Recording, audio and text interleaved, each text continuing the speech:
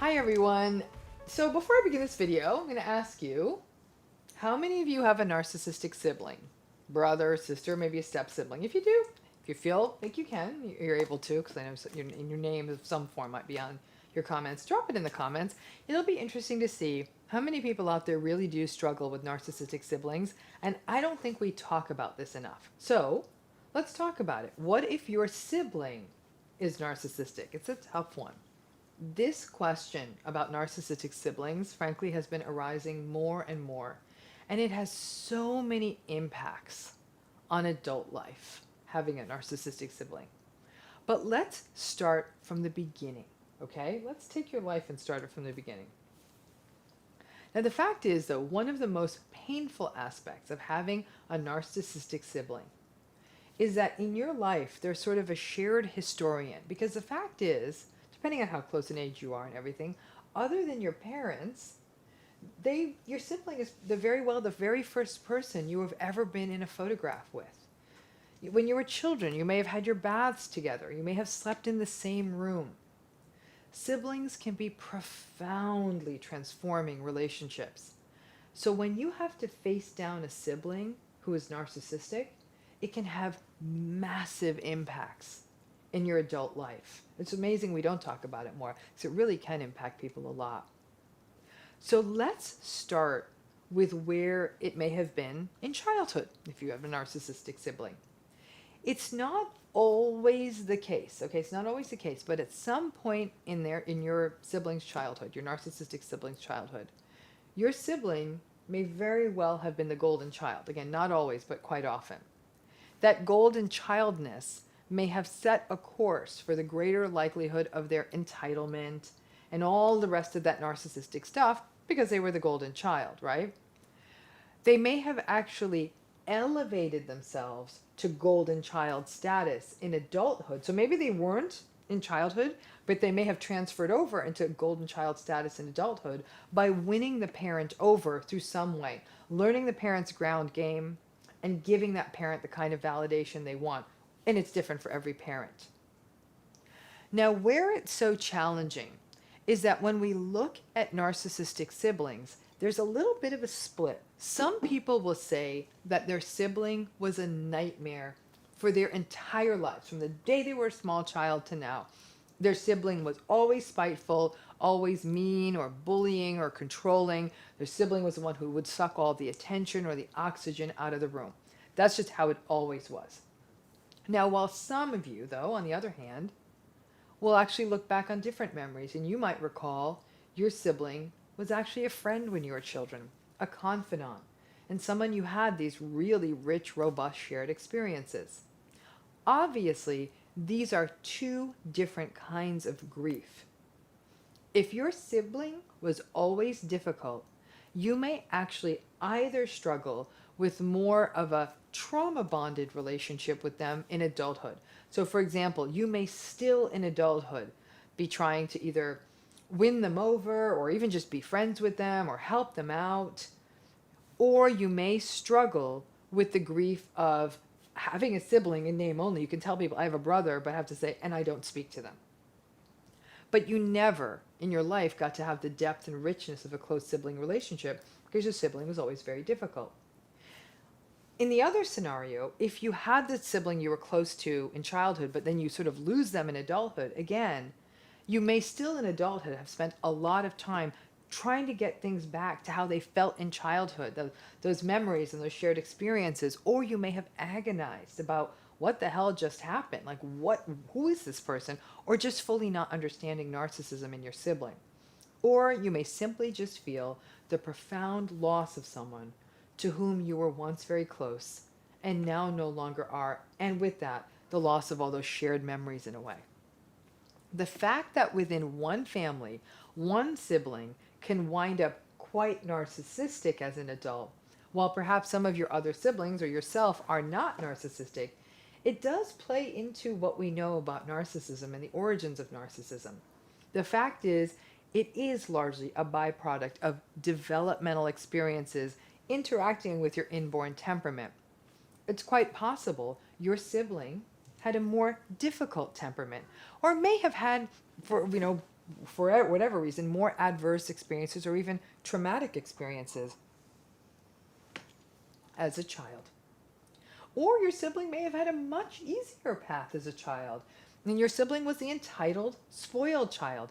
It is very different in each family. For example, a parental divorce will affect children differently depending on their age. You may scratch your head and, for example, not get it because perhaps you still interact well with other siblings in your family and can't understand what happened here, or because you had decent relationship with your parents, you might say, what just happened? Because our parents are actually solid. None of this is an exact science on how people grow into narcissism. It's not just there's a narcissism gene or chip in our brain. But here you are in adulthood, and here you are managing a narcissistic sibling. It can really take a while to accept it, especially if you had a decent relationship in childhood. It can also take a while to accept it because many, many people out there are fiercely, almost to a fault, fiercely loyal to their family and may feel that it's just simply not okay to think this way about a sibling, or family members may push back on you for having such a negative view of your sibling. Remember that narcissistic family systems are generally kept in place by all kinds of things like flying monkeys, enabling, triangulation, and denial. And part of that is, oh, come on now, you can get along. If you grew up both having a narcissistic parent or parents and a narcissistic sibling, then all I can do is offer you my deepest condolences because it's really, really difficult. In that case, it's gaslighting by army. Your family life and the people in it represent a distorted and delusional reality. Everyone in the family seems to almost derive energy from each other's manipulation, toxicity, and cruelty. And if that is your story, in many cases, no contact or very, very, very gray rock is the only path forward. And the harms of this dynamic, having a narcissistic sibling and a narcissistic parent or parents, to your mental health can be potentially quite profound. Now, trauma bonding can play a big role in managing narcissistic siblings. In some cases, you may have also had, like I said, a narcissistic or at least a very egocentric or difficult parent or parents. So you're carrying that history. And so trauma bonding is your vulnerability. And with a narcissistic sibling, this can play out with you trying to continually rescue them, justifying your sibling's behavior, trying over and over again to sort of have a relationship with them and getting abused over and over again, often with sort of a sign-off by your family who is likely fine with the same abusive dynamic playing out between the two of you, the same abusive dynamic that always played out and may even feed a narcissistic parent's ego. A whole nother set of issues are grief, guilt, and the very difficult navigation of setting boundaries with your sibling while managing relationships with your other siblings or maybe other family members. The grief of not getting to, have or sustain what feels like a very important relationship, right? You can make more friends, but you can't make more siblings. There's a guilt of not being able to fix it. But what is even worse is when you finally say, I'm not doing this anymore. And this may play out as you gray rocking your sibling. It may play out in more extreme cases as no contact or as no longer engaging.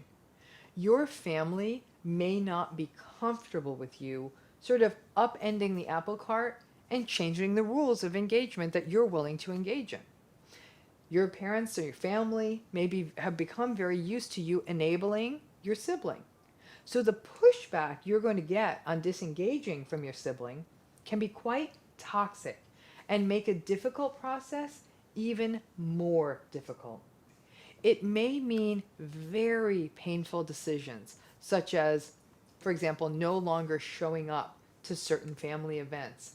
And obviously, all of this is made much more complicated depending on how entrenched your sibling is with your parents and with the rest of the family system, with other members of your family.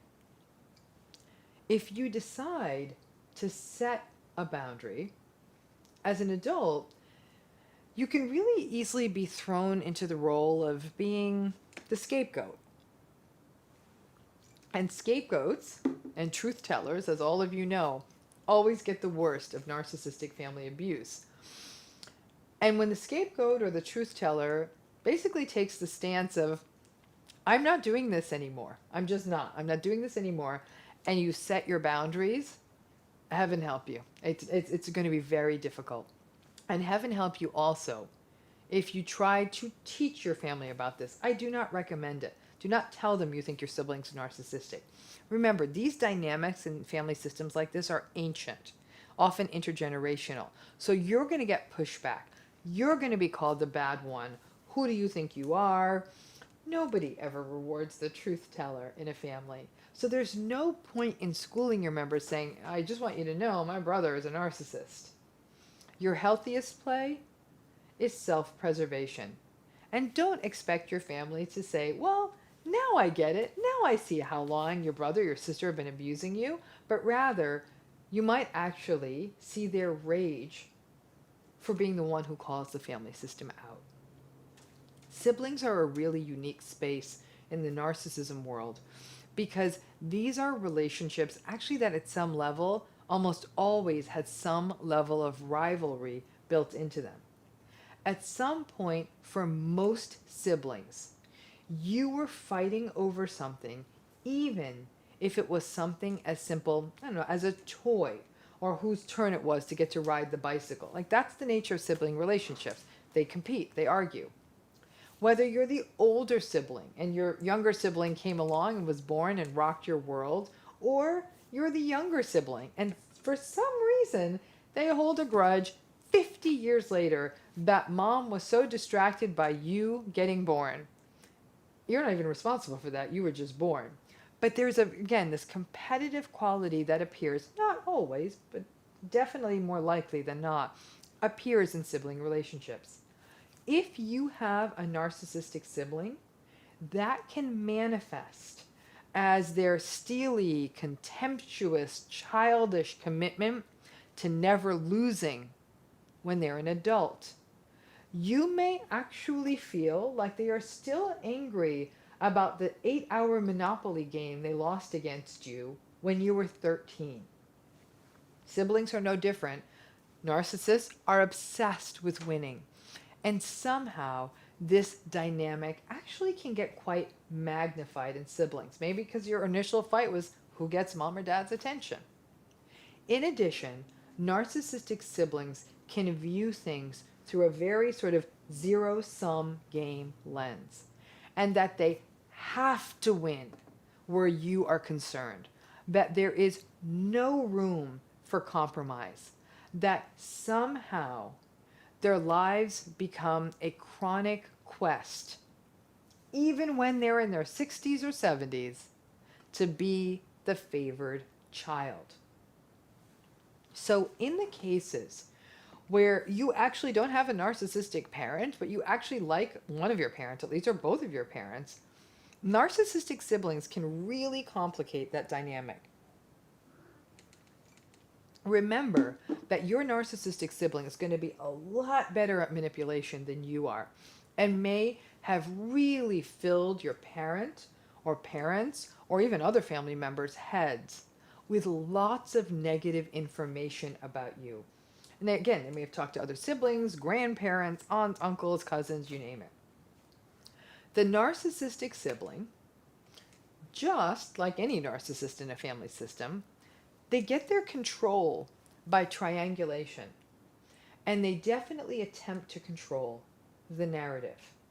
This can be incredibly painful because for you, if your narcissistic sibling is spreading these really terrible stories and lies about you, It can result in estrangement and conflict with your parents, whom you might actually like, or simply make it difficult to have a relationship with them because dealing with your sibling, whom your parents may actually still be protecting, becomes the price of admission to get through to your parents. And no, once again, you are not going to be able to teach your parent about it. I am willing to bet the farm that in most cases, and I don't have a farm, but if I did, I'd be willing to bet it, that in most cases, the parent who doesn't get it is going to defend your narcissistic sibling or play the triangulation game unwittingly, saying things like, well, your brother does have a few nasty things to say about you. It's like the opposite of the lottery when it comes to engaging with narcissists. The only way to win is to not play. Then there are the logistics. Having a narcissistic sibling can have major implications for estates, trusts, wills, family businesses, family assets, healthcare decisions, caregiving, a long list of issues that may get even more and more pronounced and important as everybody in a family system gets older. It is not unusual, especially if there is money or another large asset, I don't know, like a house or something like that in play, for a narcissistic sibling to really get ensconced and really intrude into the parent or parents, do things like attempt to secure power of attorney, may even spend down family money, all kinds of things like that. Now, if you do think that there's very real financial abuse happening, or a parent's capacity is becoming diminished due to illness or dementia, or simply by virtue of their age and some failing cognitive capacity, it's really important you do work with an attorney, a social worker, or appropriate advocacy programs in your area, as elder adults are given greater protections against these kinds of abuses, and you may need those third parties to intervene. All of this, though, can wreak havoc, for example, with getting decent health care for a parent, or in the ultimate Greek tragedy, after years and years of a narcissistic sibling benefiting from a family business or a family job or family money or living in a family home, and you and perhaps your other siblings didn't even take advantage of those benefits. When the rubber meets the road, and that parent who's been floating them, or the other adult in the family system who's been floating your sibling for all these years, when that parent or other adult needs care, the narcissistic sibling may have no problem stepping back, pulling you in, or manipulating you with guilt, such as, what a bad daughter, or what a bad son you are, to walk away when they're sick and not help. And obviously, this is terrible. If you're witnessing all of this happen, you're actually quite fond of that parent, you're really angry and full of grief that the parent felt for the manipulations of your narcissistic sibling, and it can also foster a tremendous sense of helplessness, powerlessness, and hopelessness, because you now have to interact with a sibling who may very well be living with or near, or even, God forbid, have power of attorney to ensure that your parent is getting proper care, because the narcissistic sibling is so egocentric that they actually don't really have that parent's back. It can feel absolutely terrible to cut a sibling out of your life, but sadly, the usual rules of narcissistic relationships of any kind also apply here. Let's face it, the sibling is not going to change, and you may have a unique position of now understanding their backstory, obviously a little bit better than you would with other narcissists in their lives, because you were there during their childhood. You may not be able to explain all of this to other people, because people don't like to think siblings don't get along. You can't appeal to sentimentality of your sibling and hope that your narcissistic sibling will remember how the two of you like to hunch over your flashlights and tell ghost stories as you attempt to connect with them.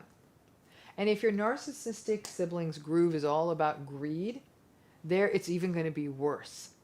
because they will probably be even more toxic in their quest of getting more of what they feel they're entitled to in a family estate. Clinically speaking, narcissistic sibling relationships are actually a form of narcissism that I've actually seen do tremendous harm to people in adulthood at the level of narcissistic, like intimate or romantic relationships. The relationships can remain a major stumbling block. You may hear your sibling's taunting voice into adulthood. Your siblings, all the way into adulthood, may still view you as an incompetent child and reiterate that in how they talk to you or talk about you in adulthood. Your relationship with your narcissistic sibling can also destabilize other relationships you have within the family. And the combination of the narcissist's childish need to be the favorite child, but now it's no longer about who gets to have the biggest piece of cake, but about real adult issues, money, family, health care kind of stuff. This can really turn into a toxic space that has major ramifications. I have actually seen many family businesses destroyed because one narcissistic sibling could not play nice and they had to basically do a fire sale with the business.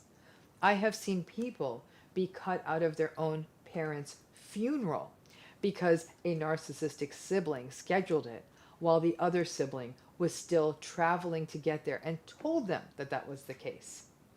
I have seen people struggle with their children not getting to see their own grandparents because the narcissistic sibling would block access to the grandparents. I have seen narcissistic siblings pull their family members into shady and even illegal investments or other business opportunities, effectively wiping out life savings of siblings and even parents. The list goes on and on. But even more profound, I have witnessed adults who continue to hear the voice of their narcissistic sibling berating them, voices that likely started in childhood or adolescence. And in this way, the power of the narcissistic sibling is actually comparable to the impact, the devastating impact of the narcissistic parent. And the power of the narcissistic sibling can get more concentrated for people who are actually from smaller families or who hold on to this concept of family needs to stick together and remain in denial about what their narcissistic sibling is about. I've also witnessed people get into later life, into their 60s, 70s, and older, and only then do they really absorb the magnitude of their siblings' narcissism and the devastation it has wreaked, not just on them, but on many people in the family system. I actually think that not enough is said or talked about when it comes to narcissistic siblings, and yet it reflects such a significant number of people who are struggling with narcissistic abuse. We talk so much about parents, but we often don't talk about the piece about siblings, but parents often do predecease us, leaving you going sometimes into older age or even middle age dealing with siblings. For some people, their first exposure to this is when it's a discussion about wills and estates. Like, oh my gosh, I had no idea that they were so petty. For other people, it gets known sooner. But the fact is, when you see it and experience it, it can be really difficult to let go of someone who may have been your first playmate or your first friend in this world. Thanks again. And again, if you did have a narcissistic sibling, drop that down here. It'd be interesting to see how many of you did. And you'll notice in this video, I didn't even get into the issue of step siblings. A lot of what I've written here applies, but as you can imagine, that brings on a whole another set of issues, and we'll do it in another video. Thanks again.